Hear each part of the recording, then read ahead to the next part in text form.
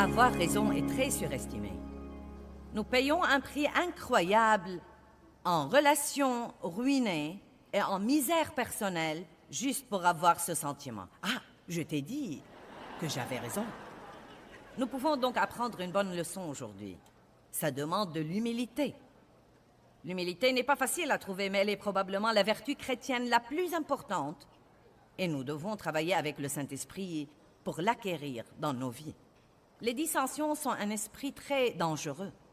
Je crois que les dissensions affectent le paquet de bénédictions que Dieu a pour les gens. Je crois que beaucoup de gens donnent dans les offrandes. Ils paient la dîme et ils donnent. Et ensuite, ils se demandent pourquoi les choses ne marchent toujours pas pour eux financièrement. Ils n'ont pas eu la promotion qu'ils voulaient ou l'augmentation à laquelle ils s'attendaient. Chaque fois qu'ils se retournent, quelque chose tombe en panne à la maison et prend tout leur argent. Il y a beaucoup de raisons différentes pour les choses et je n'essaie pas de les mettre dans le même panier. Mais une des choses que j'ai apprises de Dieu est que vous pouvez faire toutes sortes de sacrifices, mais si vous vivez dans une maison pleine de dissensions, vous n'aurez pas la récompense que vous aimeriez avoir pour votre don. Il ne s'agit pas que de donner à la quête. Il ne s'agit pas que de jeter un peu d'argent dans un conteneur d'offrandes qui passe à côté de vous, ou même de faire votre chèque de dîme toutes les semaines. Vous devez apprendre à arroser cette graine de la parole de Dieu et l'arroser d'une vie d'obéissance. La Bible dit, quand les gens donnent, certains reçoivent 30, 60 et certains une récompense multipliée par 100. Eh bien, si Dieu est impartial, pourquoi certains ont 30, certains 60 et certains 100? Parce qu'il y a d'autres facteurs impliqués. Et croyez-moi, mes amis, si vous commencez à faire un effort pour travailler avec le Saint-Esprit, pour éloigner les dissensions de votre vie, pour éloigner le non-pardon de votre cœur, pour ne pas vous vexer des offenses, les gens vont vous offenser, mais vous n'êtes pas obligé de vous vexer. Vous n'êtes pas obligé de vous offenser. Ce n'est pas parce que quelqu'un vous donne quelque chose que vous devez le prendre. Si quelqu'un essaye de me donner un serpent, je ne le prendrai pas. Et nous devons regarder l'offense exactement de la même façon.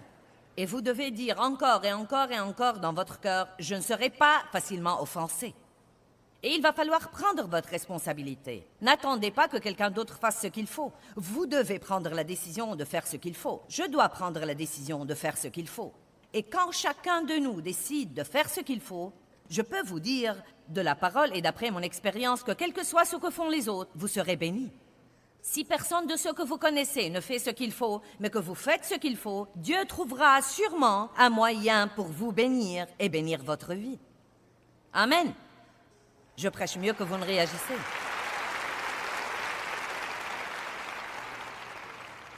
Combien d'entre vous comprennent qu'une des raisons pour lesquelles les gens n'ont pas les résultats qu'ils croient qu'ils devraient avoir, pour certains des principes bibliques qu'on leur enseigne, pourrait être à cause de cette question de dissension. Vous savez combien de gens sont fâchés?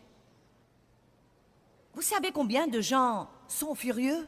Je n'ai jamais prêché un message à ce sujet dans aucune église, en Amérique ou hors d'Amérique. Jamais. En plus de 35 ans d'enseignement de la parole, et demander à la fin de l'enseignement aux gens qui ont besoin de prière parce qu'ils ont une sorte de non-pardon dans le cœur, ou parce qu'ils sont fâchés, ou amers, ou pleins de ressentiments, ou offensés, de se lever. Et je n'ai jamais eu moins de 80% de toute l'assemblée se lever. Jamais. Pas étonnant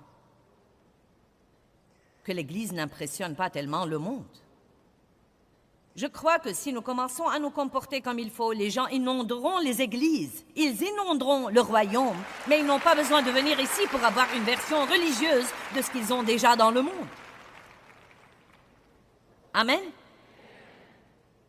Vous dites, mais c'est si dur. Non, je vais vous dire ce qui est vraiment dur. Faire ce que Dieu vous dit de faire n'est pas dur. Ce qui est dur, c'est d'être tout le temps vexé et frustré et fâché et amer. Et quand vous voyez cette personne qui vous a offensé, d'avoir tous ces sentiments dégoûtants, stupides, malheureux au-dedans de vous, d'essayer d'éviter des gens et ne pas leur parler et les exclure de votre vie et essayer de vous protéger d'être blessés.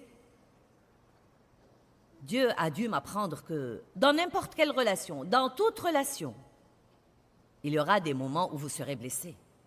Si vous cherchez l'église parfaite, le mariage parfait, l'enfant parfait, le travail parfait, ça n'existe pas du tout.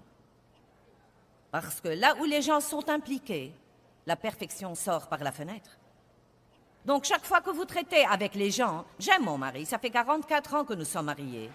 Et Dave et moi, nous nous entendons très, très bien. Les premières années de notre mariage étaient très difficiles parce que j'étais un tel gâchis. Mais nous avons tenu bon, nous avons résolu des choses, nous avons continué à apprendre et grandir dans la parole, et nous avons une très bonne relation maintenant. Mais il y a toujours des moments où je le blesse. Il y a toujours des moments où il me blesse. Il y a des moments où je l'offense, des moments où il m'offense.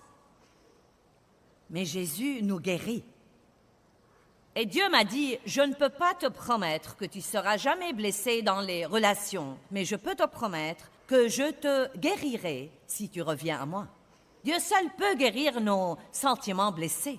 Arrêtez de faire pression sur les gens pour qu'ils soient parfaits et qu'ils ne fassent jamais rien que vous n'aimez pas. Et comprenez que même si quelque chose que vous n'aimez pas se produit, vous êtes plus que vainqueur par Jésus-Christ.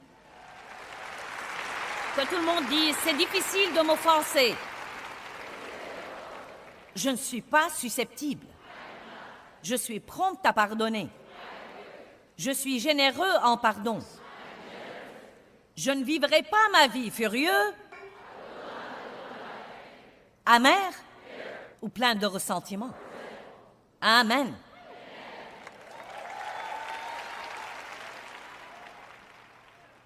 Le diable travaille dur pour essayer d'apporter la division. Oh, il fait vraiment des heures supplémentaires pour apporter la division et amener les gens à se disputer. Parce qu'il y a la puissance et la bénédiction là où il y a l'unité. Mais il y a la faiblesse et aucune bénédiction là où il y a les luttes et les disputes et les querelles. En fait, la Bible dit dans Éphésiens 4 que ceci attriste vraiment le Saint-Esprit. Il attriste le Saint-Esprit. Et qui de nous, ayant toute sa raison, voudrait attrister le Saint-Esprit? C'est une mauvaise chose à faire. Le Saint-Esprit, tout d'abord, demeure en nous. Donc, s'il est attristé, nous ressentirons cette tristesse dans nos vies. Je crois que les gens disent parfois qu'ils ont une lourdeur, ils sentent un fardeau. Et vous savez, oui, parfois c'est un fardeau de prière. Parfois c'est une désobéissance à Dieu dont nous devons nous repentir et arranger les choses. Mais beaucoup de fois, c'est quelque chose que nous avons fait et qui a offensé le Saint-Esprit. Nous avons été impolis envers quelqu'un, fâchés contre quelqu'un. Nous avons dit des tas de choses à quelqu'un qui l'ont blessé et nous ne sommes même pas rendus complètement compte de ce que nous avons fait. Nous ne devons pas attrister et offenser le Saint-Esprit. Regardons 1 Corinthiens 1, 9 à 11. Pour vous entendre avec les gens, il va falloir travailler. Ce n'est pas quelque chose qui va arriver juste parce que vous avez prié ou acheté une série de CD d'enseignement de quelqu'un. C'est quelque chose qu'il faut vouloir, le vouloir de tout votre cœur. Et il faut que vous soyez déterminés. Comme quoi, si quelqu'un peut avoir une vie paisible, vous pouvez avoir une vie paisible. J'ai décidé que si Dieu peut faire quelque chose pour n'importe qui, il peut faire quelque chose pour moi. Amen. Si quelqu'un peut être paisible, je peux être paisible. Si quelqu'un peut ne pas être facilement offensé, je peux ne pas être facilement offensé. 1 Corinthiens 1, 9 à 11. Dieu est fidèle, fiable, digne de confiance et tient toujours ses promesses. Dieu tient parole, n'est-ce pas? Et on peut compter sur lui qui vous a appelé à la communion et à la participation avec son Fils Jésus-Christ, notre Seigneur. Mais, arrêtons-nous là une minute. Donc il dit, écoutez, Dieu est fidèle et il fera tout ce qu'il vous a dit qu'il ferait. Mais, je vous exhorte et je vous prie, frères, au nom de notre Seigneur Jésus-Christ, soyez tous parfaitement d'accord et parfaitement en harmonie. J'aime ça. Il dit, écoutez, Dieu est fidèle, il tiendra ses promesses, mais vous devez vous entendre. Arrangez les petites choses dans votre mariage. Et qu'importe si vous souriez l'un à l'autre et si vous faites comme si tout était bien alors que vous bouillissez à l'intérieur. ne suffit pas de se réunir dans des services d'église et que le pasteur dise « Allez, saluez quelqu'un, le Seigneur soit loué, merci Jésus ». Saluez quelqu'un et dites-lui que vous l'aimez de l'amour du Seigneur. Je ne comprends toujours pas ce que c'est. Oh, je vous aime de l'amour du Seigneur. Alors pourquoi potinez-vous sur moi au petit déjeuner, au déjeuner et au dîner? Si vous m'aimiez, où étiez-vous la semaine dernière quand j'avais besoin qu'on m'emmène en voiture et personne n'est venu me prendre? Si vous m'aimiez de l'amour du Seigneur, pourquoi avez-vous trahi le secret que je vous avais confié et que vous m'aviez promis de garder?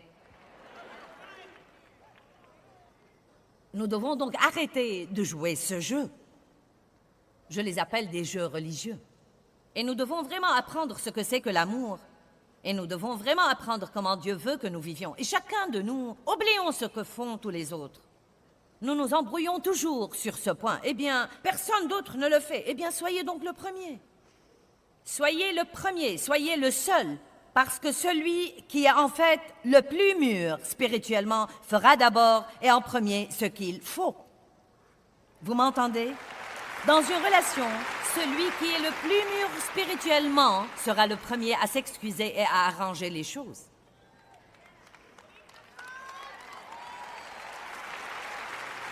Celui qui est le plus mûr spirituellement sera le premier à dire « Je crois que j'ai raison, mais peut-être que j'ai tort et ça ne vaut pas la peine de se quereller là-dessus. » Prenons aujourd'hui la décision que si nous sommes en conflit avec quelqu'un, et que nous sommes sûrs que nous avons raison, mais prouver que nous avons raison commence à causer une dispute, de nous en remettre à Dieu, et si nous devons prouver que nous avons raison, nous laisserons Dieu prouver que nous avons raison et s'en occuper. Mais pour notre part, nous procurerons et nous garderons la paix. Or, comme je l'ai déjà dit, il y a des choses que vous devez tenir bon. Je ne dis pas d'être mollasson, et vous savez, faible, et vous savez, eh bien, quoi qu'il en soit, le Seigneur soit loué, quoi qu'il en soit. Non, il y a des fois où vous devez affronter les choses, et vous devez tenir bon et dire, écoutez, ce n'est pas juste.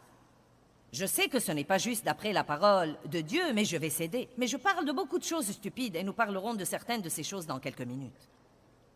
Donc, Dieu est fidèle, il tient ses promesses, mais je vous exhorte à vous entendre.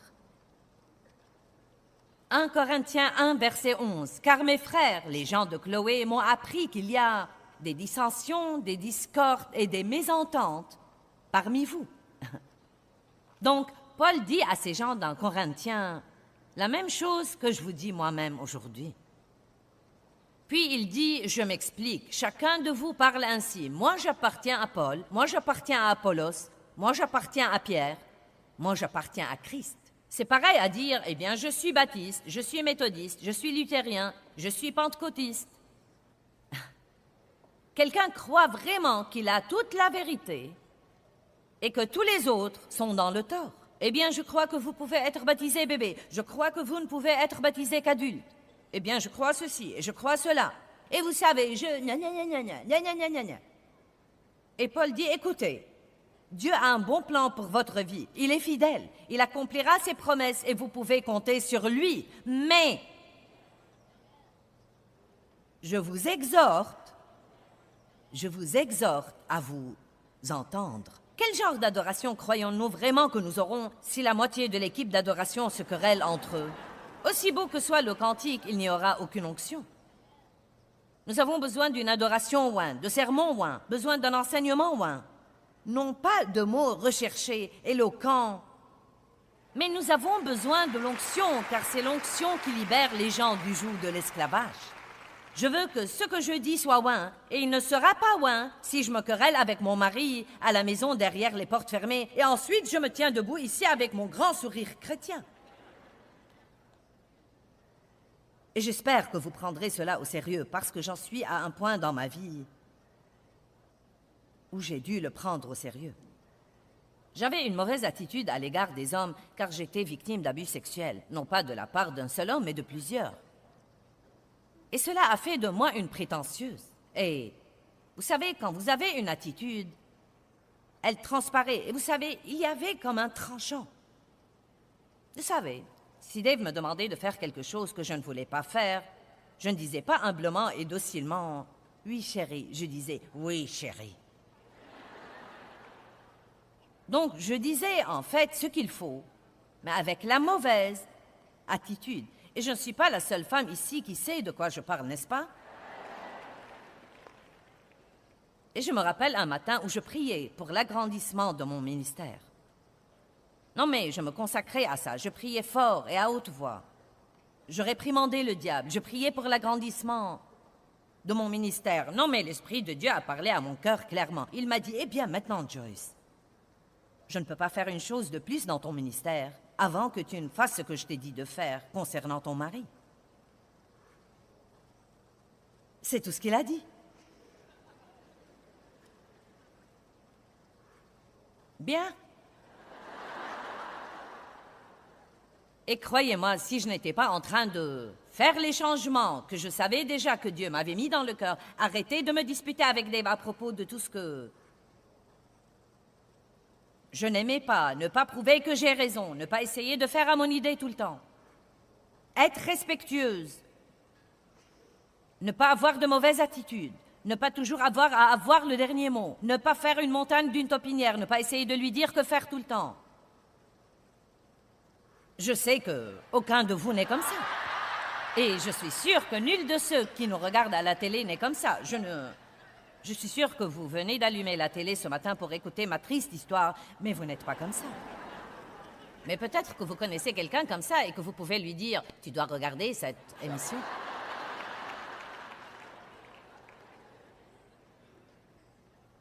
Nous arrêtons nous-mêmes notre croissance et notre promotion parce que nous venons à ces situations dans notre vie qui deviennent des pierres d'achoppement pour nous. Parce que nous venons à cette situation et Dieu nous demande de faire quelque chose qui semble injuste, quelque chose qui semble si dur. Et à ce moment-là, nous regardons l'autre personne et gna gna gna, gna gna gna gna gna gna gna gna gna. Non, mais je me rappelle avoir demandé à Dieu, tu ne lui dis jamais rien. Est-ce que ça doit toujours être moi? Allez. Dieu s'est occupé de moi si dur une fois. Et je priais qu'il s'occupe de mon pauvre mari aussi. Ça ne nous dérange pas de faire ce qu'il faut si quelqu'un d'autre fait un compromis avec nous et fait ce qu'il faut. Et je suis sûre que Dave n'était pas si mal que ça de toute façon. Mais je m'étais mise dans la tête que si seulement il changeait, je pourrais changer à ce moment-là. Et s'il faisait ceci, je le ferais. Et je ne pouvais pas comprendre pourquoi Dieu ne s'occupait toujours que de moi. Et je me rappelle avoir dit à Dave, est-ce que Dieu s'occupe de toi à propos de quelque chose? Et il m'a dit, eh bien, non, je ne crois pas. Et ça m'a vraiment exaspérée. J'ai pensé, Dieu, je ne suis pas le seul être humain dans cette relation. Mais vous savez quoi? Bien des fois, quand Dieu cherche à vous libérer de quelque chose, il laissera exprès l'autre personne faire tout ce qu'elle peut probablement faire pour vous irriter, parce que Dieu essaye de vous libérer de quelque chose, et le seul moyen de vous en libérer est que vous ayez ce papier de verre dans votre vie.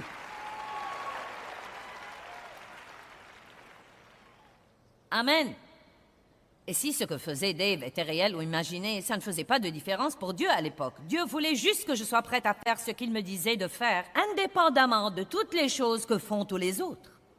Si vous ne comprenez pas cette partie de ce message, vous avez perdu votre temps. Car croyez-moi, je n'ai pas un message à vous envoyer à la maison vous promettant que tous les autres feront ce que vous voudrez qu'ils fassent. En fait, je peux vous promettre qu'ils ne le feront pas. Mais si vous faites ce que Dieu vous demande de faire, et parfois c'est si dur à cause de la fierté, c'est si dur de dire « Je suis désolée ».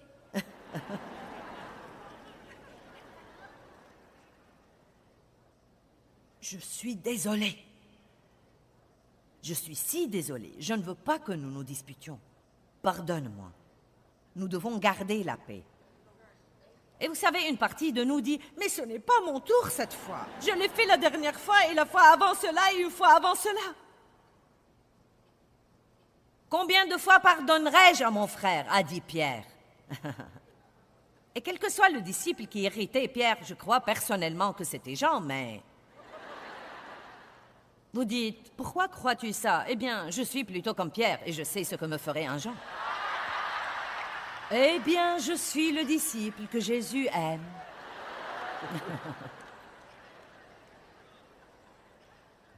Eh bien, c'est moi qui fais tout le travail par ici. C'est bien beau pour toi de paresser et de faire les yeux doux à Jésus. Je suis ici en première ligne. Donc, je crois que c'était un de ces trucs de personnalité où quelqu'un est une aisselle et l'autre est un nez. Nous sommes tous une partie différente dans le corps. Et parfois, vous allez être attaché à une partie avec qui il n'y a pas moyen que vous passiez trop de temps. Amen. Mais continuez à jouer votre rôle et à faire ce qu'il faut. Psaume 133. Vous dites le psaume tout entier? Eh bien, c'est très court, ne paniquez pas.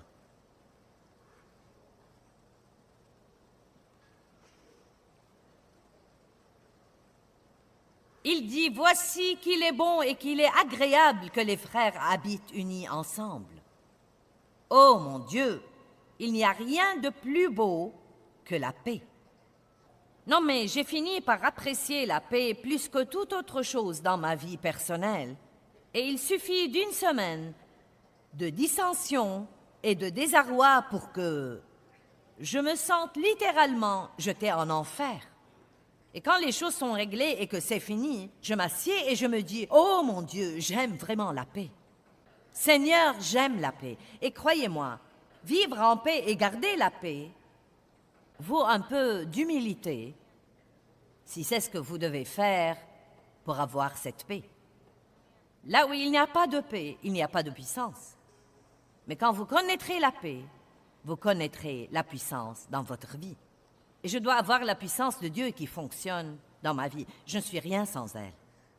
C'est comme l'huile précieuse répandue sur la tête qui descend sur la barbe d'Aaron, le grand prêtre, qui descend sur le col et sur le bord de ses vêtements. On répandait l'huile de l'onction sur la tête des gens qui étaient oints et elle descendait sur leur barbe et sur leurs vêtements. Cela représentait l'onction du Saint-Esprit qui vient sur nos vies. Il nous dit ici que là où il y a la paix, il va y avoir l'onction. Et écoutez ça, c'est comme la rosée de la haute montagne d'Hermon, et comme la rosée qui descend sur les montagnes de Sion, car c'est là où il n'y a pas de dissension, là où il y a l'unité, car c'est là que le Seigneur a commandé la bénédiction. Il commande la vie pour l'éternité, pour le grand comme pour le petit. Je crois que quel que soit ce que quelqu'un d'autre essaye de nous enlever, aussi ridicule que soient ses actions, aussi injustes que soient ses actions, et aussi froides ou aussi indifférentes que soient ses actions, si nous faisons ce que Dieu nous demande de faire, et si nous faisons tout ce que nous pouvons faire pour rester loin des dissensions, je crois que Dieu nous bénira. Nous devons nous entendre. Que tout le monde dise « Je suis difficile à offenser. Je ne suis pas susceptible. Je ne vivrai pas fâché. Je ne serai pas amer. Je ne serai pas plein de ressentiment. Je suis une personne de paix. » N'est-ce pas que ça vous aide à vous sentir beaucoup mieux que de dire « Je suis très en colère à cause de ceci et je ne vais pas supporter ceci. Et si tu crois que je vais te parler de nouveau, tu peux changer d'avis. » Eh bien, vous savez, la paix est très, très importante. Quand j'ai commencé à rechercher une vie de paix, une des choses dont je me suis vraiment rendu compte était que je devais renoncer à mon droit d'avoir raison tout le temps. J'ai dû arriver au point d'être prête à dire « Eh bien, je crois que j'ai raison, mais j'ai peut-être tort. » En fait, la Bible nous enseigne que l'amour renonce à son droit d'avoir raison. Si vous êtes le genre de personne qui combat pour avoir raison, je peux vous dire qu'avoir raison est très surestimé et que le prix que nous payons pour cela, bien des fois, n'en vaut pas la peine. Je suis arrivée au point de croire que si Dieu veut montrer que j'ai raison, il peut s'en occuper, mais je ne vais pas perdre ma paix pour essayer de convaincre quelqu'un d'autre que j'ai raison à propos de quelque chose.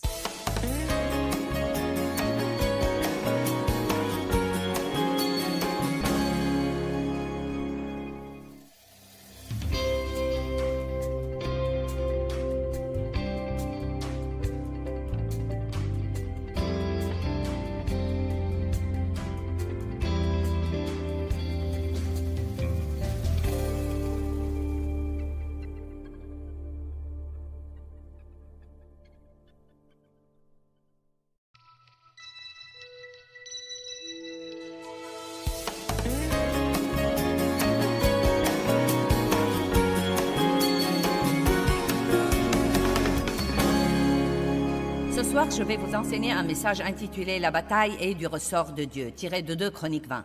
Allez donc à 2 Chroniques 20. Je suis sûre que nous aimerions tous partir d'ici ce soir en croyant « Dieu merci, je ne dois plus combattre désormais ». La bataille est du ressort de Dieu.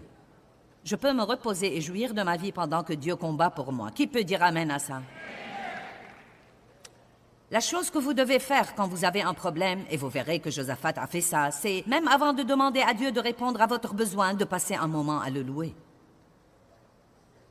Verset 5. Josaphat se tint dans l'assemblée de Juda et de Jérusalem dans la maison du Seigneur en face du nouveau parvis, et il dit, « Seigneur Dieu de nos pères, n'est-ce pas toi qui es Dieu dans les cieux et toi qui domines sur tous les royaumes des nations? Dans ta main il y a force de puissance et nul ne peut s'affronter avec toi. » Vous voyez, il dit à Dieu à quel point il est grand. Non, mais plusieurs nations venaient en fait contre Josaphat, mais il n'a pas encore raconté son problème à Dieu, bien que Dieu connaisse déjà son problème. C'est intéressant de voir qu'il a cherché Dieu, et qu'avant de faire quoi que ce soit, il s'est mis à louer. Je crois que la louange devrait toujours précéder la demande. Allez, qui croit que la louange devrait toujours précéder la demande? Je crois que nous ne devons jamais présenter notre liste de souhaits à Dieu avant de prendre le temps de lui dire à quel point il est grand et merveilleux, combien il a fait pour nous, à quel point nous apprécions ce qu'il a fait pour nous. Nous ne devons pas être comme une bande d'enfants gâtés avec une attitude de droit acquis. Eh bien, il dit, n'est-ce pas toi? Écoutez bien, maintenant il va faire là un peu de psychologie. N'est-ce pas toi, ô notre Dieu, qui a dépossédé les habitants de ce pays devant ton peuple, Israël, et qui l'a donné pour toujours à la descendance d'Abraham, ton ami? Ils y ont habité, et ils y ont construit pour toi un sanctuaire pour ton nom, en disant, s'il vient sur nous un malheur, épée, châtiment, peste ou famine, si nous nous tenons devant cette maison et devant toi, car ton nom est le symbole de ta présence, et dans cette maison, et si nous crions vers toi dans notre détresse, tu exauceras et tu nous sauveras. Et maintenant, Seigneur, après avoir dit tout ça, voici ces fils d'Ammon, de Moab et de la montagne de Séhir, chez lesquels tu n'as pas permis à Israël d'entrer après sa sortie de la terre d'Égypte, puisqu'il s'est détourné d'eux et ne les a pas anéantis. Et voici ces gens-là qui nous récompensent.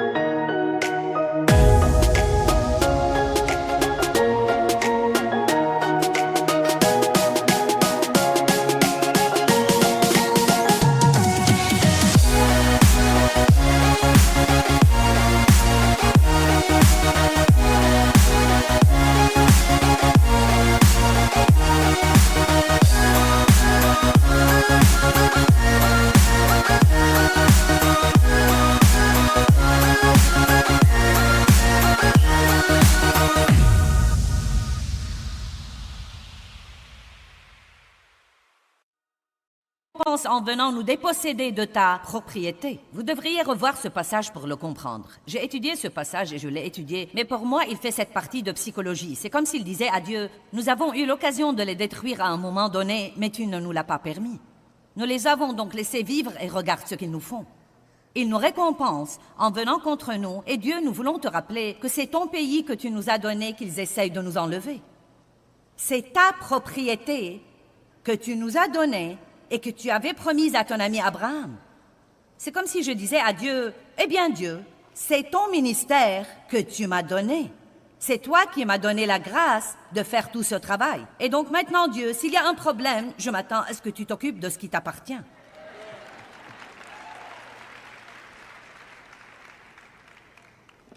Ce sont tes enfants, Dieu, que tu m'as donnés, et tu m'as promis que si je te les rendais, tu t'occuperais d'eux.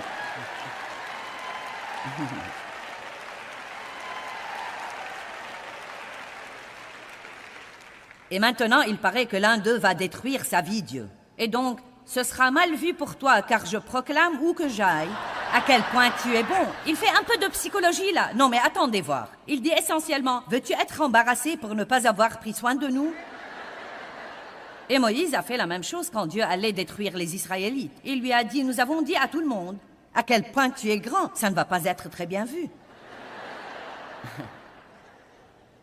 Maintenant, écoutez-moi. Vous savez, ce qui donne à quelqu'un le courage d'avoir ce genre de conversation familière avec Dieu, cette communion et cette relation étroite et intime dont je vous parle maintenant.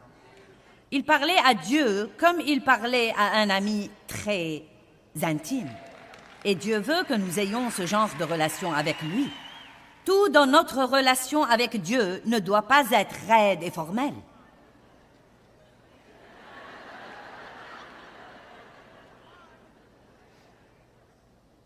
Amen.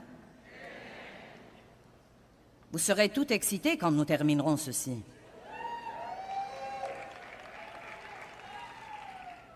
Verset 11. « Et voici ces gens-là qui nous récompensent en venant nous déposséder de ta propriété que tu nous as attribuée. Ô notre Dieu !» Le verset 12 est l'un des versets les plus importants ici. C'est un tournant. « Ô notre Dieu, n'exerceras-tu pas ton jugement sur eux? Dieu, occupe-toi de nos ennemis. » Écoutez, il y a 3 choses importantes qu'il va dire. Numéro 1, car nous sommes sans force devant cette grande multitude qui vient contre nous. Numéro 2, nous ne savons que faire. Numéro 3, mais nos yeux regardent vers toi. Nous devons arriver au point où si nous ne savons pas quoi faire, nous n'avons pas honte de dire que nous ne savons pas quoi faire. Nous disons simplement, je n'ai pas la moindre idée de ce que je devais faire. Je suis tellement accablé et tellement écrasé que je n'ai pas la moindre idée du moyen de m'en sortir. Mais tu sais quoi? Je connais un Dieu qui sait. Moi, je ne sais pas, mais je connais celui qui sait.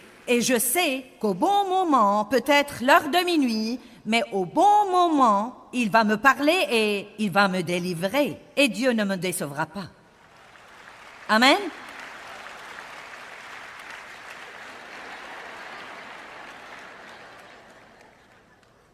Je déteste quand je ne sais pas quoi faire et que le diable n'arrête pas de m'importuner. Eh bien, que vas-tu faire? Que vas-tu faire? Que vas-tu faire? Que vas-tu faire?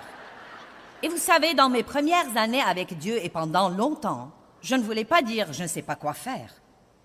Je croyais de tout mon cœur que je devais avoir les conseils divins à tout moment de ma vie. Mais je crois que parfois Dieu nous mène et Dieu nous guide et nous ne comprenons vraiment pas ce qu'il fait. L'attente fait partie de ça et l'attente n'est pas toujours la partie facile. Revoyons de nouveau ce verset qui est assez important. « Ô notre Dieu, n'exerceras-tu pas ton jugement sur eux? Car nous sommes sans force devant cette grande multitude qui vient contre nous. » Numéro 1, nous ne savons pas quoi faire. Combien d'entre vous sont en ce moment dans une situation où vous ne savez pas quoi faire? Ça va. Ce n'est pas grave. Vous ne devez pas vous sentir sous pression. Vous pouvez tout de suite vous défouler et vous pouvez dire « Ah, vous ne devez pas vous sentir gêné quand vos amis vous disent « Que vas-tu faire ?» Vous n'avez pas horreur de ça? Vous ne savez pas quoi faire et tout le monde vous dit « Que vas-tu faire ?» Dites juste « Je ne sais pas. » Je n'ai pas la moindre idée et je n'en suis pas stressée car soit que Dieu soit Dieu, soit qu'il ne le soit pas. Et je crois personnellement qu'il est Dieu et donc il va me montrer quoi faire, exactement au bon moment où j'aurai besoin de le faire.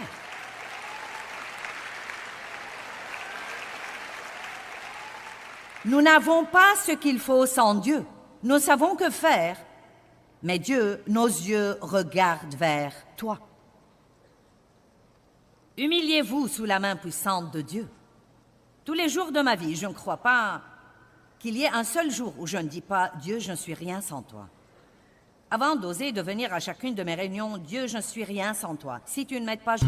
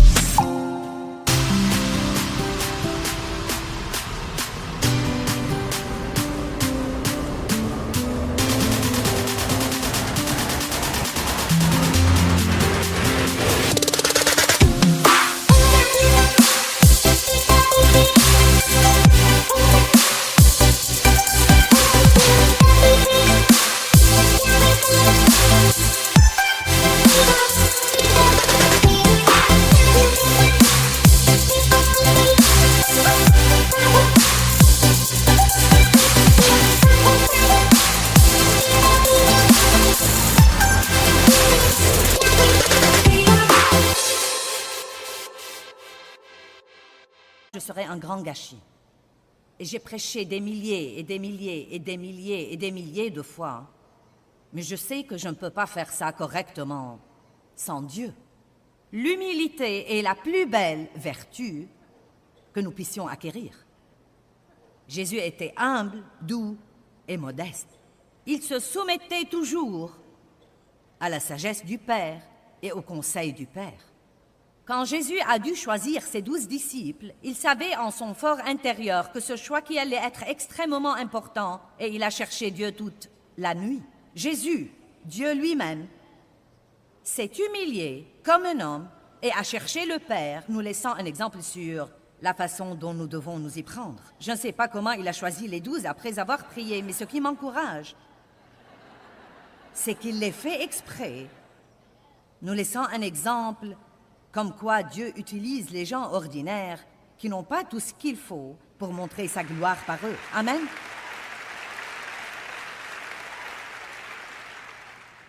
Quand Jésus traversait une période difficile dans le jardin de Gethsémane, et la Bible dit qu'il était sous une si grande pression qu'il suait des grumeaux de sang, il était résolu à chercher Dieu jusqu'à ce qu'il ait un exaucement.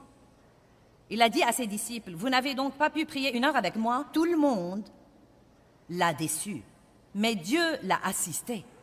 Dieu a envoyé des anges pour le fortifier et Dieu lui a donné le don de foi pour qu'il puisse faire ce qu'il devait faire, bien que ce fût une des choses les plus dures qui était jamais arrivée dans toute l'histoire de l'humanité. Même notre Seigneur cherchait son Père quand il avait des problèmes. Il ne cherchait pas les hommes. Il n'est pas allé demander conseil aux hommes. Il a tout d'abord cherché Dieu. Prenez votre décision dorénavant, et ça va être une grande chose pour vous si vous la faites.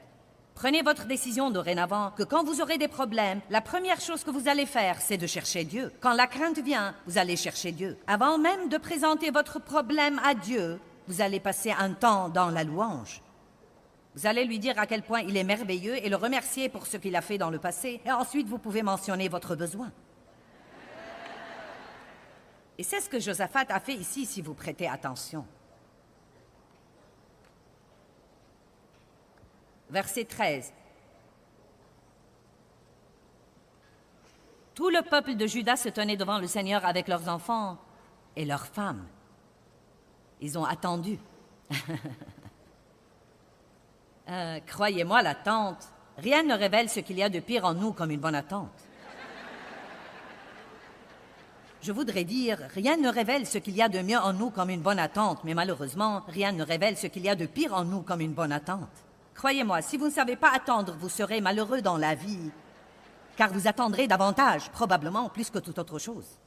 Vous avez un rêve, vous avez un but, vous avez une vision. Vous continuez à attendre, vous continuez à persévérer. Vous avez un exaucement et vous en êtes heureux. Ensuite, vous allez vouloir quelque chose d'autre et vous commencez à l'attendre. Nous passons dans notre vie plus de temps à attendre nos exaucements qu'à les recevoir joyeusement. Apprenez à bien attendre. Apprenez à attendre le Seigneur. L'exaucement dont vous avez besoin exige peut-être l'attente. Pendant l'attente, que va-t-il arriver? Est-ce que tout le monde comprend ça? Que vas-tu faire? Que vas-tu faire? Que vas-tu faire? Que vas-tu faire? Mais Dieu ne dit rien. Ça fait 3 jours déjà, ça fait 2 semaines déjà, ça fait 3 mois. Dieu ne dit rien. Dans ces moments-là, vous devez dire, au bon moment, Dieu interviendra. Si j'ai besoin d'un exaucement aujourd'hui, je l'aurai aujourd'hui. Mais ceux qui espèrent dans le Seigneur renouvellent leur force. Ils prennent le vol comme les aigles, ils courent et ne se fatiguent pas, ils marchent et ne faiblissent pas. J'aime beaucoup ces versets. Ceux qui espèrent dans le Seigneur renouvellent leur force.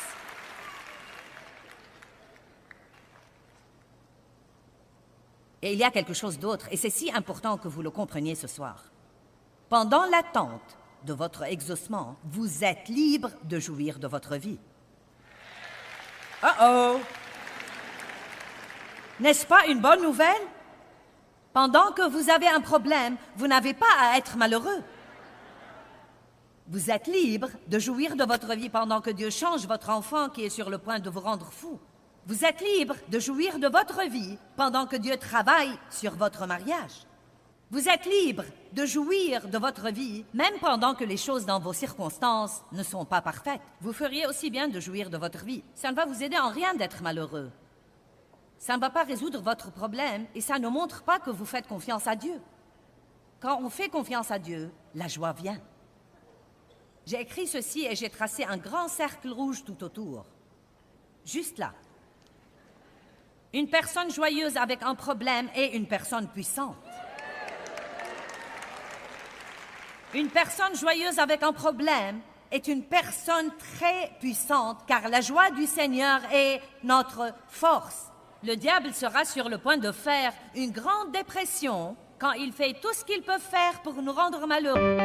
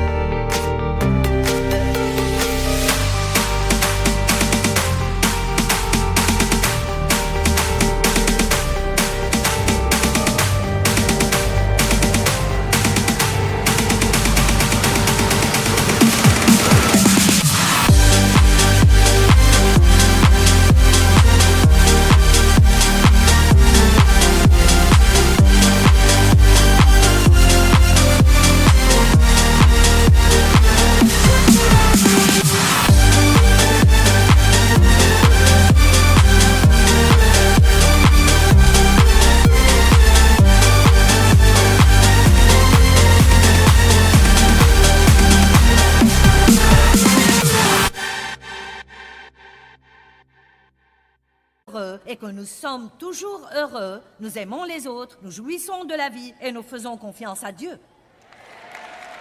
Allez maintenant. C'est notre privilège comme croyants en Jésus-Christ. Mais je vais vous dire quelque chose. Je ne crois pas que nous puissions faire ceci si nous ne passons pas des moments de qualité avec Dieu. J'ai traversé il y a plusieurs années une période dans ma vie où les choses allaient très bien. Et ensuite, j'ai traversé une période où je ne pouvais pas faire que les choses se produisent. Je me réveillais le matin et je me disais, je ne suis pas heureuse. J'allais me coucher et je me disais, je ne suis pas heureuse. J'étais insatisfaite et mécontente et ça a continué pendant des mois. Je ne savais pas où était le problème. J'avais une très bonne vie, mariée, des enfants. J'ai vu dans mes notes que j'avais 6 petits-enfants à l'époque, et donc c'était il y a quelques années, car maintenant j'en ai 10. Et le ministère grandissait et prospérait, mais je n'étais vraiment pas heureuse. Et comme je cherchais Dieu, si vous cherchez Dieu, il vous montrera ce qui ne va pas. Quand vous êtes malheureux, n'allez pas le reprocher à quelqu'un d'autre. Je serais heureuse si tu me prêtais plus d'attention. Je serais heureuse si j'avais une plus grande maison. Je serais heureuse si, je serais heureuse quand, je serais heureuse si. Pourquoi ne pas aller demander à Dieu pourquoi vous n'êtes pas heureux? Allez maintenant, je vous mets au défi. Asseyez-vous avec Dieu et dites-lui, Dieu, je vais te chercher, je veux savoir la cause profonde de ma tristesse. Je veux savoir où est le vrai problème. Je ne veux pas de problème inventé. Je ne veux pas reprocher ceci à quelqu'un qui n'a rien à voir là-dessus. Je veux savoir la vraie raison de mon problème. Et si vous faites ça, Dieu vous montrera. Vous n'avez pas l'air trop content là-dessus. Vous m'avez l'air plutôt effrayé. Eh bien, vous avez mal réagi à ça.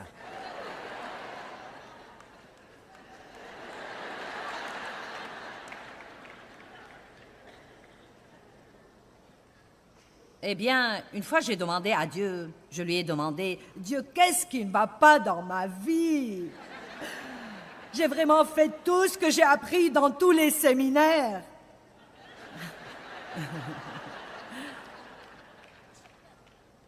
Qu'est-ce qui ne va pas dans ma vie? J'ai entendu la réponse clairement dans mon esprit. Tu es égoïste. Tu ne peux pas être heureuse et égoïste. Et c'est là que j'ai commencé ma recherche pour apprendre ce qu'est l'amour. C'est pourquoi je sais parfaitement que les gens, je ne dis pas tout le monde, mais beaucoup de gens croient qu'ils savent ce qu'est l'amour parce que c'est un mot que nous lançons souvent, mais ils ne savent pas du tout ce qu'est l'amour. La toute première facette de l'amour est la patience. L'amour est patient. Oh oh! L'amour est bon. L'amour est humble. L'amour ne se vante pas. L'amour ne soupçonne pas le mal. L'amour ne cherche pas son propre intérêt et ses propres voies. L'amour est plus qu'un mot. L'amour donne. L'amour est coûteux. L'amour vous coûtera quelque chose. Il vous coûtera du temps. Il vous coûtera de l'argent. Il va falloir sacrifier. L'amour est quelque chose. Et Dieu m'a dit, ton problème est que tu es égoïste. Wow!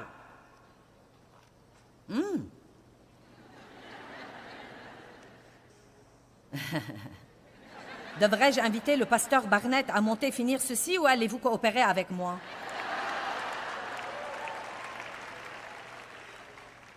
Y a-t-il quelqu'un ici ce soir qui croit que c'est peut-être son problème aussi?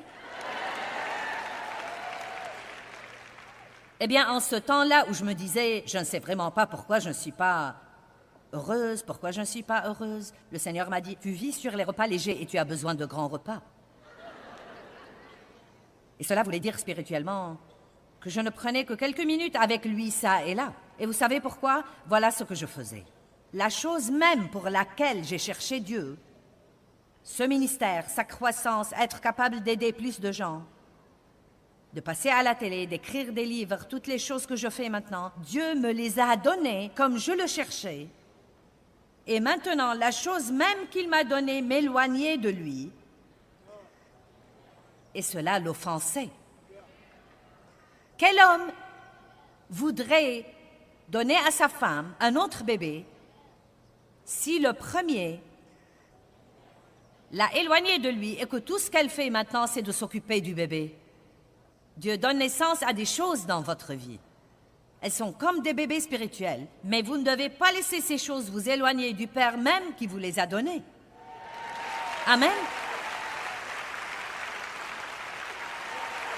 C'est pourquoi j'ai dit ce matin que nous devons toujours définir nos priorités en faisant passer Dieu avant tout.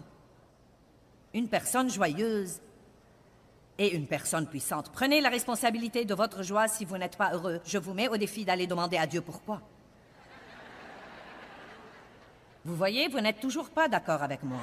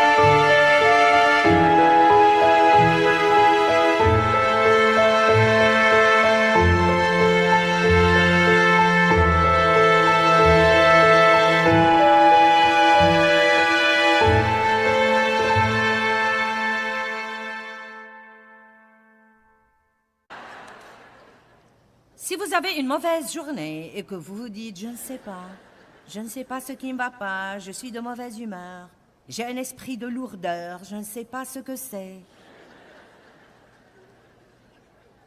Parfois, si vous repensez un peu à hier, il y avait quelque chose que vous n'avez pas résolu. Vous avez blessé quelqu'un, vous ne vous êtes pas excusé. Vous avez fait quelque chose de mauvais, vous n'avez pas demandé le pardon de Dieu. Vous êtes allé vous coucher le cœur gros. Vous vous êtes réveillé ce matin, vous avez tout oublié, mais cela vous embête toujours. Allez maintenant, demandez à Dieu ce qui ne va pas. Qu'est-ce qui me fait cet effet? Quel est mon problème? Pourquoi suis-je malheureux? Dieu, pourquoi suis-je si difficile à vivre? Pourquoi suis-je soupe au lait? Vous serez stupéfié des réponses que vous aurez.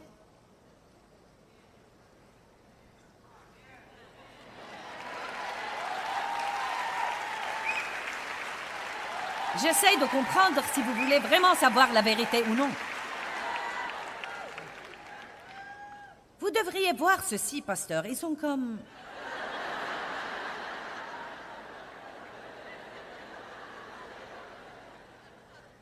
Nous préférerions aller chez le pasteur et lui dire « Peux-tu prier pour moi? J'ai tellement de problèmes avec le diable. »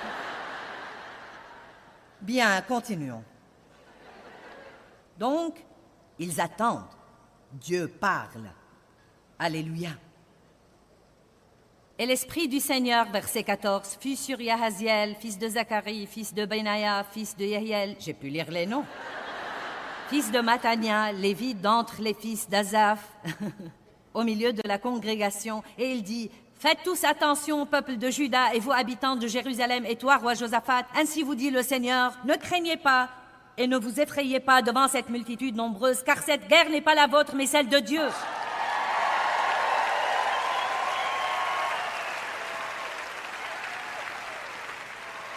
Demain, maintenant il donne l'instruction. Demain, descendez contre eux, les voici qui montent par la montée de la fleur, et vous les trouverez à l'extrémité de la vallée devant le désert de Jéruel. Vous n'aurez pas à y combattre. Prenez vos positions, tenez-vous là, et vous verrez la délivrance que le Seigneur vous accordera. Juda et Jérusalem, prenez vos positions, tenez-vous là. Eh bien, quelle est la position de Josaphat? Comme vous continuez de lire, vous découvrirez que c'était une position d'adoration. Donc Mike va être Josaphat, et il doit adorer ici jusqu'à avoir un exaucement.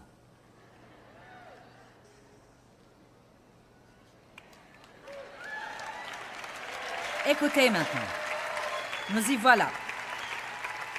Ne craignez pas et ne vous effrayez pas. Demain, sortez à leur rencontre et le Seigneur sera avec vous. Et Josaphat se prosterna le visage contre terre, tandis que tout Juda et les habitants de Jérusalem tombèrent devant le Seigneur pour l'adorer. Et les Lévites du groupe des fils des Kéatites et du groupe des fils des Coréites se levèrent pour louer le Seigneur, le Dieu d'Israël, d'une voix extrêmement forte. Le peuple se leva de bon matin et sortit pour le désert de Tekoa. À son passage, Josaphat se leva pour dire « Écoutez-moi, Juda et habitants de Jérusalem. Ayez confiance dans le Seigneur, votre Dieu, et vous serez invincibles. Croyez et restez fermes dans ses prophètes, et vous réussirez. » Et écoutez, et il se concerta avec le peuple. « Josaphat, pouvez-vous vous lever? Nous devons parler. » Nous allons nous concerter. Et quand Josaphat se concerta avec le peuple, il établit des chanteurs pour célébrer le Seigneur et le louer, revêtus d'ornements sacrés. Et ils sortirent devant l'armée en disant « Célébrez le Seigneur, car sa fidélité est pour toujours. Jouez donc votre rôle et je jouerai le mien. » Adorez. Oh, célébrez le Seigneur, car sa fidélité est pour toujours. Oh, célébrez le Seigneur, car sa fidélité est pour toujours. Oh, célébrez le Seigneur, car sa fidélité est pour toujours. Oh, célébrez le Seigneur, car sa fidélité est pour toujours. Maintenant, regardez ce qui est arrivé. Et au moment où il commençait le chant et la louange, le Seigneur mit des embûches contre les fils d'Ammon et de Moab et ceux de la montagne de Séhir qui venaient contre Juda, et ils se battirent entre eux. Ils se sont entretués.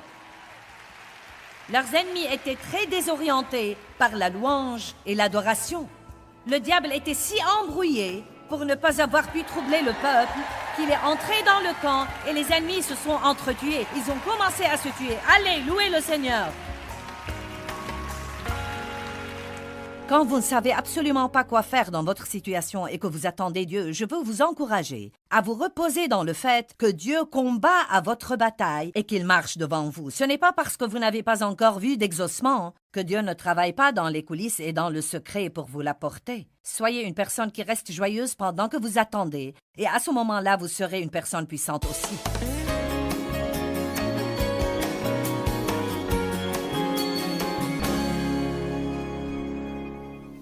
Step 1, wake up early, gonna rise with the sun. Step 2, get some good, some food in you. Step 3, think real hard about what you wanna be. Step 4, everybody just do your thing. Wake up, today's gonna be a good day. Wake up, today's gonna be a good day. Wake up, today's gonna be a good day. Wake up, today's gonna be a good day. Wake up, today's gonna be a good day. Wake up. Today's gonna be a good day. Wake up. Today's gonna be a good day. Wake up. Today's gonna be a good day. Yo, set your affirmations, aspirations. I got shit to do, the aftermath of preparation. Good food, good mood, blood in circulation. One step at a time, yeah, that's how you make it. Set a goal you control and the steps you take them. I try to pick one thought, have some concentration. And if I make a mistake, it's called education. I try to do this every day, call it replication. Wake up, today's gonna be a good day. Wake up, today's gonna be a good day. Wake up, today's gonna be a good day. Wake up, today's gonna be a good day. Wake up, today's gonna be a good day. Wake up, today's gonna be a good day. Wake up, today's gonna be a good day. Wake up, today's gonna be a good day. So life ain't easy, yo, I think there's a reason though. Ups and downs, just like every different season, yo. Sometimes I'm high, other times I'm barely breathing, though. I always gotta fight and hide from the demons, yo. Negative thoughts are poison, they rot, Head full of flies, so here come the clouds, they'll never stop unless I can swap all the bad for the good in my head when I'm lost. Yeah, so I'ma fake it till I make it. Positive thoughts are overtaken, I got patience. One day at a time is how you operate a cadence. A flow, you grow, you show yourself a foundation. Stay away from all the shit that causes temptation. I know that I like to do it cause it's sensation. I live my life in my head like a narration. Don't expect greatness, do my best, man, I'll take it. Wake up, today's gonna be a good day. Wake up, today's gonna be a good day. Wake up, today's gonna be a good day. Wake up, today's gonna be a good day. Wake up, today's gonna be a good day. Wake up, today's gonna be a good day. Wake up, today's gonna be a good day. Wake up, today's gonna be a good day. Wake up, really gon' rise with the sun. Step 2, get some good, some food in you. Step 3, think real hard about what you wanna be. Step 4, everybody just do your thing.